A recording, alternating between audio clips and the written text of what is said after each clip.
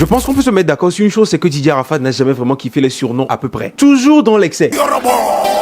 Yorobo, Sao Tao le dictateur, commandant Zabra, 8500 volts. C'est pas rien 8500 volts. Barracuda, même le chef de guerre athénien. Thermistocle, pourquoi pas. Avec César, celui qui a conquis toute l'Europe dans le temps. Et comme il avait fait le tour de tous les récits historiques, il s'est attaqué au manga. Nani. Je pense que c'est l'une des raisons pour lesquelles moi je le kiffe. Et donc il a commencé à prendre à partir de Biru-sama. Le 26 janvier, c'est l'anniversaire de Didier Arafat. Et la dernière fois j'étais en train de réfléchir, je me disais, mais en fait, il kiffe et suit de très près les mangas. Et il n'est pas dans les délires de Sangoku végétal. Non, non, non, non. Lui prend la crème des crèmes. Celui qui est le plus puissant dans le manga, c'est celui-là, lui, il veut. Bah oui, c'était une manière à lui d'affirmer sa suprématie dans le coupé décalé. Biru-sama. Je suis sûr qu'il y a plein de fans d'Arafat qui savent même pas c'est qui Biru-sama. Pour ceux qui pensaient le contraire, Biru-sama n'a pas été inventé par Arafat, hein. Tu vois, tu y as jamais pensé au fait. Biru-sama n'est rien d'autre que le dieu de la destruction de l'univers de Dragon Ball, notamment Dragon Ball Super. Rien que ça, le dieu de la destruction.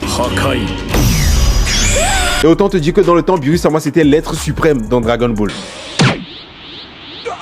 Mais au fur et à mesure que le manga avance, on s'est rendu compte que Biru-sama également était petit face au Daishinkan. Daishi, ça vient de Daishinkan. Et c'est qui Daishinkan? Eh bien dans l'univers de Dragon Ball toujours, l'être qui est au top en termes de puissance, c'est Zeno-sama. Et il ressemble à ça. Ce dernier peut détruire des univers dans un claquement de doigts.